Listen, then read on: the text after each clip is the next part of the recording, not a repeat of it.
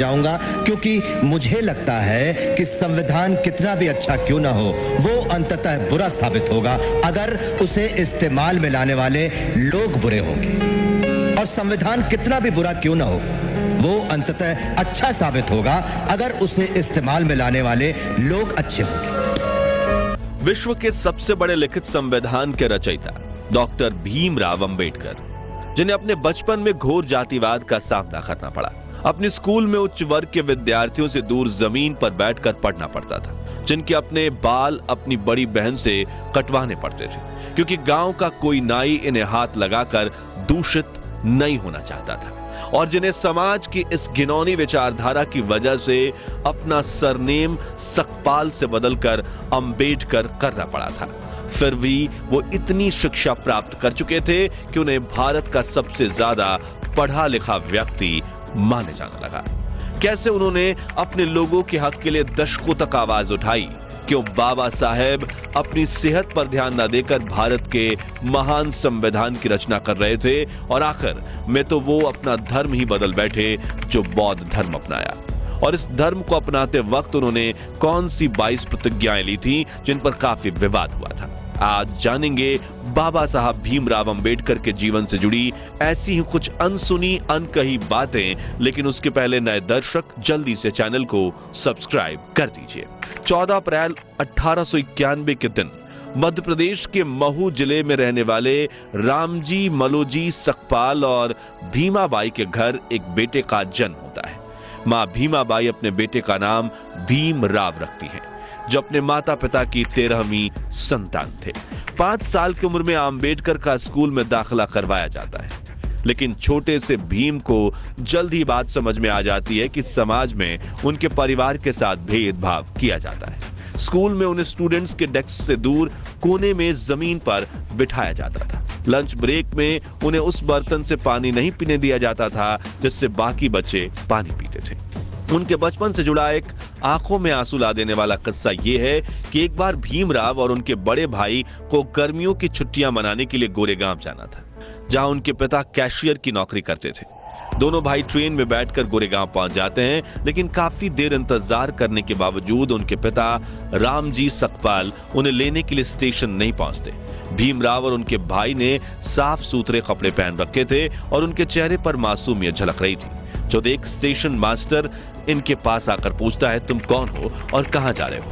तभी भीमराव बिना कुछ सोचे समझे ये बता देते हैं कि वो महार जाति के दलित हैं, जो सुनकर स्टेशन मास्टर के चेहरे के भाव बदल जाते हैं और वो इन्हें बिना कुछ कहे वहां से चला जाता है। कुछ देर बाद दोनों भाई अपने पिता तक पहुंचने के लिए एक बैलगाड़ी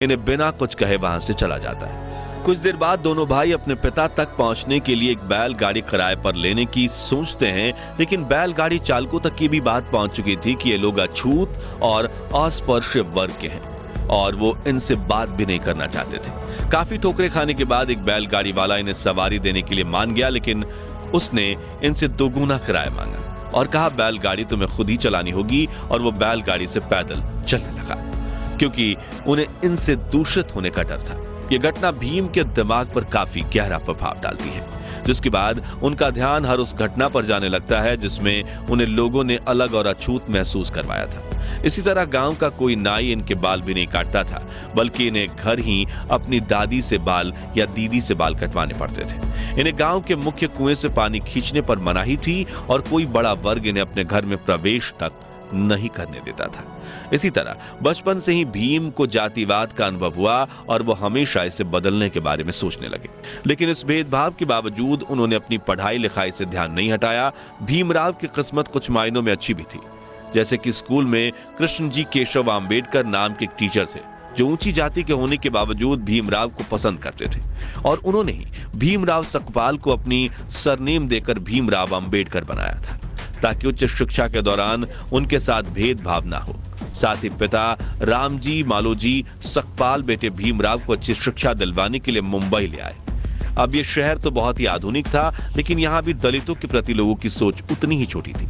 इसलिए जब भी भीमराव अंबेडकर की असली पहचान सामने आती, उन्हें जातिवाद का सामना करना पड़ता। खैर, पढ़ाई में ध्यान देते हुए उन्होंने 17 साल की उम्र में मैट्रिक की परीक्षा पास कर ली। अपने समुदाय में मैट्रिक पास करने वाले वो पहले इंसान थे। इसी साल भीमराव की शादी रामाबाई से करवा दी गई, मगर शादी के बाद भी भीम ने पढ़ाई जारी रखी और अगली इंटरमीडिएट परीक्षा डिस्टिंक्शन के साथ पास की। लेकिन अब उन्हें आगे पढ़ने के लिए उनके पिता के पास पैसे नहीं थे। लेकिन वो कहते हैं ना, जहां चाह होती है वहां राह होती है। और भीमराव अंबेडकर के जीवन में चमत्कारिक घटनाओं का घटना शुरू हो गया। आपको बता दें कि जब बड़ोदरा के महाराज ने उन्हें पढ़ने के लिए स्कॉलरशिप दी, जिससे उन्होंने न सिर्फ बीए की पढ़ाई पूरी की, बल्कि 1913 में उन्होंने अमेरिका जाकर यूनिवर्सिटी ऑफ कोलंबिया से मास्टर्स में दाखिला लिया।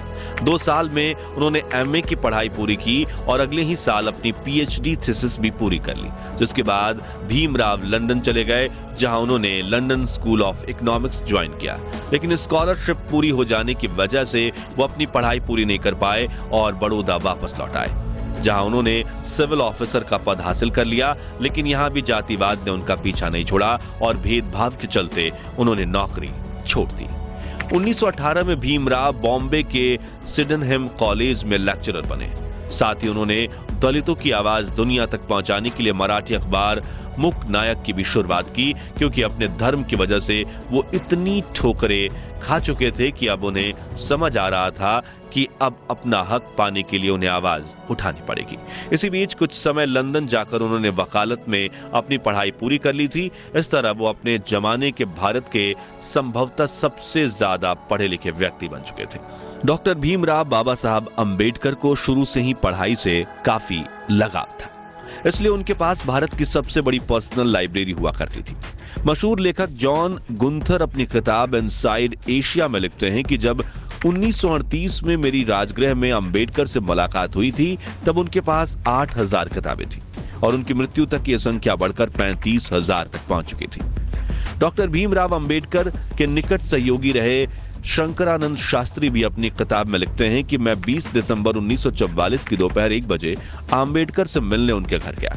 उन्होंने मुझे अपने साथ जामा मस्जिद इलाके में चलने के लिए कहा, जो इन दोनों पुरानी किताबों को खरीदने का अड्डा हुआ करता था। जब हम वहां पहुंचे तो लोग उनके चारों तरफ इकट्ठा होने लगे, लेकिन इस भीड़ में भी उन्होंने विभिन्न विषयों पर तकरीबन 2 दर्जन किताबें खरीदी। यहाँ एक दिलचस्प बात यह है कि किताबों का इतना बड़ा संग्रह होने के बावजूद वो अपनी किताबें किसी को पढ़ने के लिए उधार नहीं देते थे। किताबें मांगने वाले व्यक्ति को वह मुंह पर कह देते थे कि अगर आपको किताबें पढ़नी है तो मेरे पुस्तकालय में आइए। किताबों के प्रति उनकी भक्ति इस हद तक थी कि वो जैसे ही घर पहुंचते अपने पुस्तकालय में चले जाते। उनके पास कपड़े बदलने का समय तक नहीं होता था, फिर वो एक पुस्तक चुनकर पढ़ने बैठते थे। उनके अनुयायी बताते हैं कि रात में अंबेडकर अपनी पढ़ाई में इतना खो जाते थे कि उन्हें बाहरी दुनिया का कोई ध्यान नहीं रहता था। अंबेडकर जी अपने स्टूडेंट्स से कहते थे कि तुम्हारे पैरों में जूते भले ना हो, लेकिन तुम्हारे हाथों में किताब अवश्य होनी चाहिए। खैर, बाबा साहब अंबेडकर की लाइफ जर्नी पर वापस आए तो वर्ष 1924 में उन्होंने बहिष्कृत हिताकरणी सभा के नाम से एक एसोसिएशन की शुरुआत की, जिसका काम दलित विद्यार्थियों के लिए हॉस्टल, स्कूल और मुफ्त लाइब्रेरी स्थापित करना था। साथ ही वो कई सभाओं में हिस्सा लेकर दलितों की समानता को लेकर सवाल उठाने लगे। फिर चाहे 1972 का महार सत्याग्रह हो, गोलमेज सम्मेलन हो या फिर उत्कर्ष का दिवाली ऑफर अब 27 अक्टूबर तक। पाए उत्कर्ष ऐप के 650 से अधिक सभी ऑनलाइन कोर्सेज टेस्ट उठाने लगे। फिर चाहे 1972 का महार सत्याग्रह हो, गोलमेज सम्मेलन हो या फिर संविधान सभा में दलित अधिकारियों के लिए आवाज उठाना हो। इस बीच उन्होंने ये बात नोटिस करी कि महार जाति जिस हिंदू धर्म को मानती है, उसी धर्म की बाकी जातियां उनके साथ अछूत व्यवहार करती है। इसलिए उन्होंने 13 अक्टूबर 1935 के दिन नासिक में आयोजित एक सभा में उन्होंने ये घोषणा की कि वो हिंदू धर्म छोड़ने का फैसला ले चुके हैं। पहले तो महार जाति के कुछ लोगों को झिझक हुई, लेकिन 1936 में बाबा साहब ने महार सम्मेलन में मुक्ति कोण पथे यानी मुक्ति क्या है नाम से एक भाषण दिया, जिसमें उन्होंने तर्क के साथ समझाया कि दलितों को अपना धर्म परिवर्तन क्यों करना चाहिए। लेकिन अगले 20 साल तक वो ये तय नहीं कर पाए कि उन्हें कौन सा धर्म अपनाना चाहिए। शुरुआत में बाबा साहब का झुकाव इस्लाम धर्म की ओर था, फिर उन्हें आर्य समाज और सिख धर्म अपनाने का भी सुझाव दिया गया, जिसके बाद उन्होंने ईसाई धर्म के इतिहास को समझने की कोशिश की और दुनिया के कई धर्म तलाशे, लेकिन फिर 1955 में उन्होंने बौद्ध धर्म अपनाने का फैसला लिया। लेकिन उन्होंने बौद्ध धर्म ही क्यों चुना? तो इस सवाल का जवाब उन्होंने खुद अपने article Buddha and the future of his religion में दिया है, जिसमें उन्होंने लिखा है कि हिंदू, ईसाई, इस्लाम और बौद्ध धर्म की गहरी तुलना करने के बाद कहा कि बुद्ध किसी ईश्वर के पुत्र, पैगंबर या खुद ईश्वर नहीं बल्कि एक इंसान होने का दावा करते हैं। उन्होंने एक इंसान के रूप में ही अपने धर्म का प्रचार प्रसार किया। साथ ही गौतम बुद्ध ने कभी भी चमत्कार या अलौकिक शक्ति का दावा नहीं किया और इससे काफी ज्यादा वो प्रभावित हुए। इसके अलावा बौद्ध धर्म में बाबा साहब को बाकी धर्मों से ज्यादा तार्किकता और गलती करने की गुंजाइश भी दिखी। इसके अलावा उन्होंने अपने इस लेख में कई बातों का उल्लेख किया है, जिसे आप गूगल सर्च करके डिटेल में पढ़ सकते हैं। खैर, बाबा साहब के इस लेख पर भी काफी सवाल खड़े हुए थे और बाकी धर्मों के लोग उनसे खफा भी हो गए थे, लेकिन उन्होंने अपना धर्म बदलने का फैसला लिया था। इसलिए 14 अक्टूबर 1956 के दिन बाबा साहब आम्बेडकर अपने 3,65,000 समर्थकों के साथ नागपुर में पूरे विधि विधान से बौद्ध धर्म को अपना चुके थे। इस दौरान उन्होंने 22 ऐसी प्रतिज्ञाएं ली थीं जिन पर पूरे देश में विवाद हुआ था।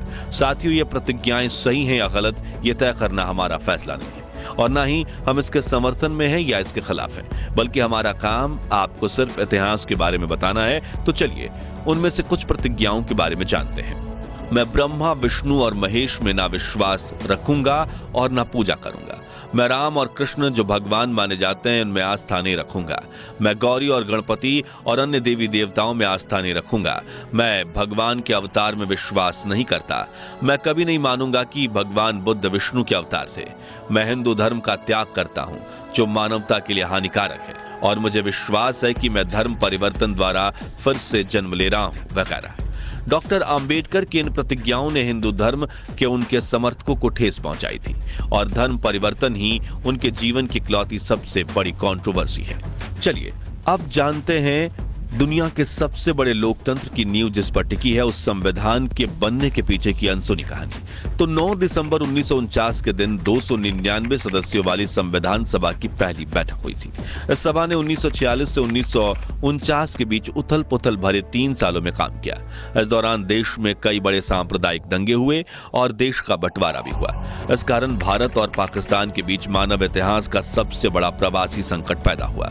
इस दौरान भारत में 550 से ज्यादा रियासतों का मुश्किल भरा एकीकरण का काम भी संपन्न हुआ था। ऐसे में संविधान बनाना काफी मुश्किल था, जिसके लिए उस समय देश के सबसे ज्यादा पढ़े लिखे व्यक्तियों में से एक डॉक्टर बाबा साहब आम्बेडकर को 29 अगस्त 1947 के दिन संविधान सभा की ड्राफ्टिंग कमेटी के अध्यक्ष के रूप में नियुक्त किया गया था, जिसमें 7 सदस्य थे। लेकिन कहा जाता है कि संविधान बनाने का 90% काम बाबा साहब आम्बेडकर ने अकेले किया था, लेकिन उन्होंने कभी इसका श्रेय अकेले नहीं लिया। राष्ट्रपति महोदय, सर, मैं ड्राफ्टिंग कमेटी द्वारा निश्चित की हुई संविधान की रूपरेखा को प्रस्तुत करता हूं और निवेदन करता हूं कि इस पर विचार किया जाए। राष्ट्रपति महोदय, सर, मैं इस सदन में उपस्थित उन लोगों में से एक हूं जो जानते हैं कि इस संविधान का मसौदा तैयार करने में डॉक्टर अंबेडकर ने कितनी मेहनत और लगन खर्च की है। शायद सदन को पता हो कि उसके द्वारा मनोनीत 7 सदस्यों में से एक ने इस्तीफा दे दिया और उसकी जगह किसी और को नहीं लिया गया। एक सदस्य थे अमेरिका में, तो उनकी जगह भी खाली रही और एक और सदस्य अपने कुछ कामों में, राज्य के कामों में व्यस्त रहे, इसलिए उनकी जगह भी खाली रही। 1 या 2 सदस्य दिल्ली के बाहर थे और शायद सेहत की वजह से शामिल न हो सके।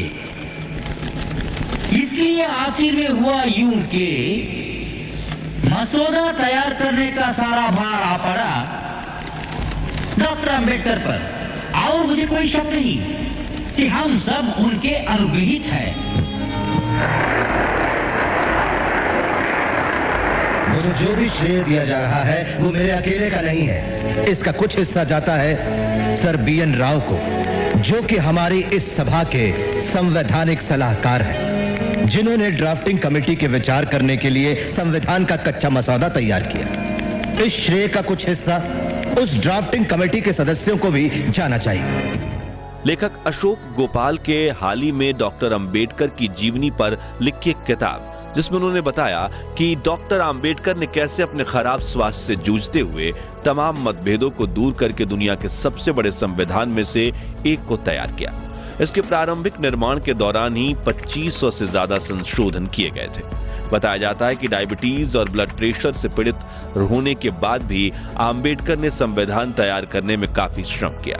संविधान सभा में लगभग 100 दिनों तक खड़े होकर उन्होंने धैर्यपूर्वक हर खंड को समझाया और 26 नवंबर 1949 को भारत का संविधान पारित किया गया और अपनाया गया। इस दिन को संविधान दिवस या राष्ट्रीय कानून दिवस के रूप में जाना जाता है, जिसके अगले साल यानी 26 जनवरी 1950 के दिन भारत में दुनिया के इस बड़े संविधान को लागू किया गया। इसलिए 26 जनवरी को हम गणतंत्र दिवस के रूप में मनाते हैं। संविधान निर्माण के कुछ साल बाद डॉक्टर राजेंद्र प्रसाद ने स्वीकार किया कि अंबेडकर ने संविधान के कुशल पायलट की भूमिका निभाई। वहीं 6 दिसंबर 1956 के दिन बाबा साहब के निधन के बाद प्रधानमंत्री जवाहरलाल नेहरू ने भी कहा था कि संविधान बनाने में डॉक्टर अंबेडकर से ज्यादा ध्यान किसी ने नहीं दिया और न